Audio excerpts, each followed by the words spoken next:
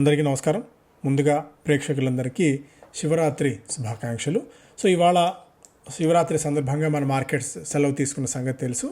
American మార్కెట్స్లో నిన్న కూడా కొద్దిగా బలహీనత అయితే మనం చూసాం. నాస్డాక్ 1.3%, S&P 500 దాదాపు 1% మేర నష్టపోగా, డౌ జోన్స్లో దాదాపుగా 0.5% పైగా లాభాలు అయితే నిన్న నమోదు అయ్యాయి. ఇవాళ ఏషియన్ మార్కెట్స్లో హాంకాంగ్ చాలా స్ట్రాంగ్ గెయిన్స్ అయితే చూసాం. దాదాపు 3% పైగా లాభాలు, షాంఘై 1% పైగా లాభాలతో ట్రేడ్ అవుతోంది. హాంకాంగ్లో మేజర్గా Hong Kong Hang Seng jumps as city pledges to develop itself into an artificial intelligence hub. So దేశాన్ని మొత్తం ఒక ఆర్టిఫిషియల్ ఇంటెలిజెన్స్ హబ్గా రూపొందించబోతున్నాము. సో దానికి తగ్గట్టు ప్రణాళికలు ఉన్నాయి అన్నట్టుగా కూడా ఆ దేశం చేసిన ప్రకటన తరుణంలో హాంకాంగ్లో హ్యాంగ్ సెంగ్లో 3% పైగా లాభాలు అయితే మనకు కనిపించాయి.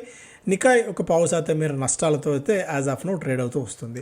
క్రిప్టో కరెన్సీల్లో ఒక వీక్నెస్ ఉంది. సమ్హౌ ఒక రిస్క్ ఆఫ్ మూవ్ అయితే ఇది చూస్తున్న most of the crypto currencies అన్నీ కూడా బలహీనంగా ట్రేడ్ అవుతున్నాయి. So one of the worrying factor ఇది కూడా ఉంది.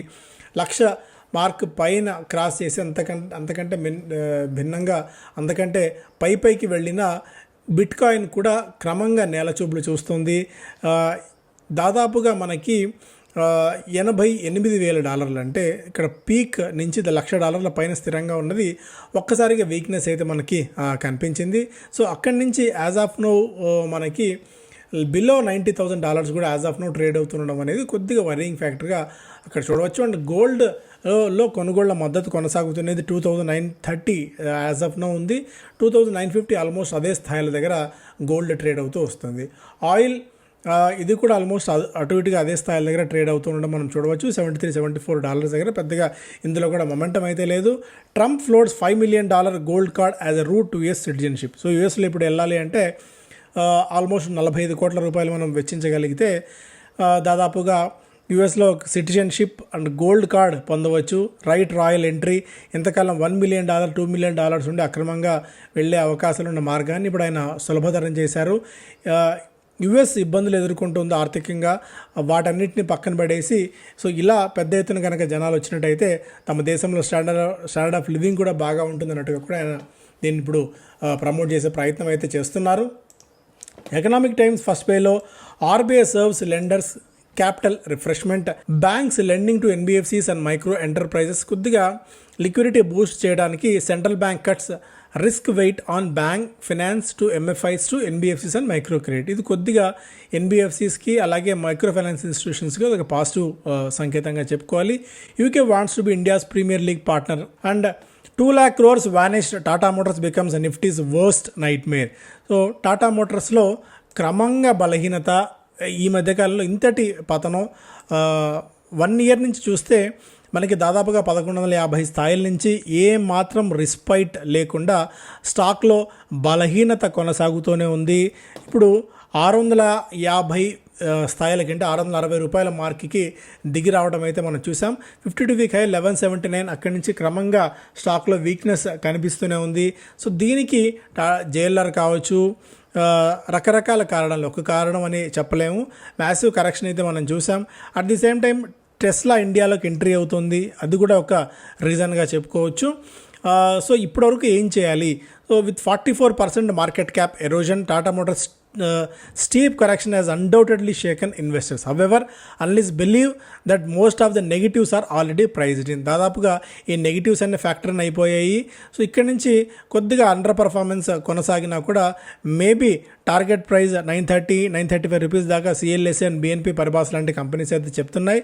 ఎందుకంటే అక్కడ జేఎల్ఆర్స్ రికవరీ ఒకటి, దేశీయంగా డొమెస్టిక్ డిమాండ్ 2 మెటీరియలైజ్ కావచ్చు టాటా మోటార్స్కి అనేది కూడా ఒక ఆశావాహ దృక్పథం అయితే టాటా మోటార్స్లో అయితే ఉంది. టాటా మోటార్స్ ఇది UltraTech plans 1,800 crores 4 wires cables సెగ్మెంట్లోకి ఇప్పుడు ఎంటర్ కాబోతున్నారు. అనూహ్యంగా అంటే ఎక్స్ట్రీమ్లీ డైవర్సిఫైడ్ వ్యవహారం ఇది. ఎందుకంటే సిమెంట్లో ఉన్న కంపెనీ వైర్స్ అండ్ కేబుల్ సెగ్మెంట్లోకి ఎందుకు ఎంటర్ అవుతుందో అర్థమైతే కావట్లేదు. The move is in line with company strategy to strengthen its position as a comprehensive building solutions ప్రొవైడర్గా మారబోతున్నామని చెప్పి యాజమాన్యం దానికి ఇస్తున్న వివరణ ఇది. దీనికోసం వీళ్ళు భరూచ్ గుజరాత్లో ప్లాంట్ ఏర్పాటు చేయబోతున్నారు. అది December 26 నాటికి కమిషనింగ్ అవుతుందని చెప్పి యాజమాన్యం అయితే చెప్తోంది. ఓవరాల్గా బిల్డింగ్ సొల్యూషన్స్లో తన సత్తా చాటాలి అనే ఉద్దేశంతో వీళ్ళు ఇక్కడ ఉండడం అయితే మనం చూడవచ్చు. And A claim they can't refuse insurance industry braces for 5,500 crores GST hit. So input tax విషయంలో అలాగే wrongfully claiming input tax credit అన్నట్టుగా కూడా ఏజెంట్స్ కమిషన్ విషయంలో వీళ్ళు తీసుకుంటున్నారని ఒక అన్న సమాచారంతో 5,500 కోట్ల రూపాయల మేర జీఎస్టీ నోటీసులు వివిధ ఇన్సూరెన్స్ కంపెనీస్కి అయితే వెళ్ళాయి. చూడాలి తర్వాత ఎలా పరిణామాలు ఉంటాయనేది. IRB infra Adani among 10 bidders for Agra Gwalior corridor project. దాదాపుగా 4,600 కోట్ల రూపాయలు విలువైన 6 లేన్ల ప్రాజెక్ట్ ఇది. హై స్పీడ్ కారిడార్ ఒకటి నిర్మించబోతున్నారు. దీనికోసం వివిధ కంపెనీలు అయితే పోటీ పడుతున్నాయి. After reaching for the sky realty stocks trip on ground realities. So 2 సంవత్సరాలుగా అప్రహతీతంగా దూసుకుపోతూ వచ్చిన రియల్ ఎస్టేట్ స్టాక్స్ ఇప్పుడు మెల్లిగా నేలకు దిగి వచ్చాయి. రెవెన్యూ పాయింట్ ఆఫ్ వ్యూలో చూసినా సేల్స్ పాయింట్ ఆఫ్ వ్యూలో అవన్నీ కూడా మెల్లగా దిగి రావడం అయితే మనం అబ్జర్వ్ చేయవచ్చు. ఇయర్ ఆన్ ఇయర్ పరంగా మ్యాక్రోటెక్ డెవలపర్స్ దాదాపు 40% మేర, year on year change net profit దాదాపు 88% మేర చూపిస్తూ వచ్చింది మ్యాక్రోటెక్ డెవలపర్స్ అనేది. ప్రెస్టేజ్ ఎస్టేట్స్లో సేల్స్ 8% మేర తగ్గింది, నెట్ ప్రాఫిట్ దాదాపు 85% మేర తగ్గింది. అయితే ఇవన్నీ కూడా హయ్యర్ బేస్ రేట్ ఉండడం కారణంగా ఇది కూడా ఒక ఎఫెక్ట్గా కనిపించింది. అయితే ఏదో పాయింట్ ఆఫ్ టైంలో ఇక ఎందుకంటే ఎకానమీ గ్రో అవుతూనే వచ్చింది ఎంతకాలం. బట్ ఎక్కడో చోట బ్రేక్ పడక తప్పదు. అలా బ్రేక్ పడి మెల్లిగా ఒక స్టెబిలైజ్ అవుతున్న తరుణంలో వీటి రిజల్ట్స్ కూడా అంతంత మాత్రంగానే ఉన్నాయి. As of now BSE realty index 19% మేర ఇయర్లో కోల్పోయింది. అండ్ 22-23లో రియాలిటీ ఇండెక్స్ దాదాపుగా 22లో దాదాపు 80% మేర, 23లో దాదాపు 33% మేర రిటర్న్స్ అయితే ఇవ్వడం మనం చూసాం. బట్ అక్కడి నుంచి ఇప్పుడు ఒక స్టీప్ కరెక్షన్, ఒక స్టీప్ ఫాల్ అనేది రియల్ ఎస్టేట్ సెగ్మెంట్లో అయితే మనకు క్లియర్ కట్గా కనిపిస్తుంది. టాటా క్యాపిటల్ ఐపీఓకి రావాలని చెప్పి చూస్తోంది. 1,504 కోట్ల రూపాయల రైట్స్ ఇష్యూ కూడా సమీకరించాలనేది కంపెనీ ఆలోచన. ఐపీఓ ద్వారా 1,800 కోట్ల రూపాయల వరకు సమీకరించే యోచనలో టాటా క్యాపిటల్ అయితే ఉంది. సిటీ బుల్లిష్ ఆన్ 361 వ్యామ్, Nuvama and prudent corporation. So ఈ 3 కంపెనీల మీద సిటీ బ్రోకింగ్ సంస్థ చాలా స్ట్రాంగ్గా అయితే ఉంది. దాదాపుగా వీళ్ళు ఇచ్చిన లెక్కల ప్రకారం 361 వ్యామ్ ఇక నుంచి ఒక 23% మేర పెరిగితే, నువామా దాదాపు 87% మేర, ప్రుడెంట్ కార్పొరేట్ అడ్వైజరీ దాదాపు 61% మేర పెరిగే అవకాశాలు ఉన్నాయన్నది వీళ్ళు చెబుతున్న మాట. అలాగే many blue chips are going cheap. ఇక్కడ బజాజ్ ఫినాన్సే చూద్దాం. సో యాజ్ ఆఫ్ నో 2020లో PE 51 PE దగ్గర కోట్ అవుతూ ఉండేది. ఇప్పుడు 36 PE దగ్గర కోట్ అవుతుంది. 2020 నుంచి దాదాపు 95% మేర స్టాక్ అయితే పెరగడం చూసాం ఈ 4-5 సంవత్సరాల కాలంలో. మారుతి సుజుకి 2020 PE 31 ఉండగా ఇప్పుడు అది 27కు ఉంది. కోల్ ఇండియా PE 21 నుంచి 13కు దొరుకుతోంది. BPCL PE 12 నుంచి 7.1 PE దగ్గర ట్రేడ్ అవుతూ వస్తుంది. HDFC AMC PE 50 దగ్గర ఉన్నది, 34 PE దగ్గర ఉంది. అండ్ ఈ 5 ఏళ్లలో రిటర్న్స్ కూడా 24% మేర మాత్రమే ఇచ్చింది. సో దాదాపుగా 500 స్టాక్స్లో 414 స్టాక్స్ ప్రీ కోవిడ్ లెవెల్స్ కంటే దిగువన ట్రేడ్ అవుతుండడం అనేది కొద్దిగా ఆందోళన కలిగించే విషయంగా ఇక్కడ చెప్పుకోవాలి. బిజినెస్ స్టాండర్డ్ ఫస్ట్ పేజ్లో నిఫ్టీ నియర్స్ ఫస్ట్ పేజ్లో మేజర్గా centre readies plan to sell up to 20% in 5 PSBs. Already దీని గురించి మొన్నే మనం అయితే మాట్లాడుకున్నాము. RBI frees up bank capital with NBFC's risk weight roll back. 15 years second worst losing streak in 30 years. గత 30 సంవత్సరాల్లో ఎప్పుడూ లేని విధంగా వర్స్ట్ లూజింగ్ స్ట్రీక్ని ఇప్పుడే అబ్జర్వ్ చేస్తోంది. Amid the fall, 1 in every 5 Nifty stocks is more than 28% down over the past 5 months. గత 5 నెలల కాలంలో నిఫ్టీలో ఉన్న స్టాక్స్ 30% మేర పతనం అవటం గత 30 సంవత్సరాల చరిత్రలో ఎప్పుడూ లేని విధంగా ఉంది అన్నట్టుగా కూడా ఒక అప్డేట్ ఇది. డెలివరీ ఆల్ టైమ్ లో దగ్గర ట్రేడ్ అవుతుంది. స్టాక్ ఇయర్ టు డేట్లో 24% మేర నష్టాలతో ట్రేడ్ అవుతుంది.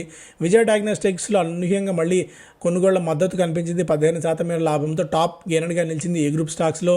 Narayana Hrudayalaya all time hit చేసింది. 1,515 రూపాయల దగ్గర స్టాక్ ఒక 5% మేర పెరిగింది. GMR power and urban trading volumes 23 రెట్లు పెరిగాయి 2 వారాల యావరేజ్ దీంతో పోలిస్తే. అండ్ ఇంకొక stock Venus Remedies to develop AMR blocker with UK firm. UK చెందిన ఇన్ఫెక్స్ థెరపటిక్స్తో కలిసి వీనస్ రెమెడీస్ ఒక అతిపెద్ద క్లినికల్ డెవలప్మెంట్ ప్రాజెక్ట్ని చేపడుతోంది.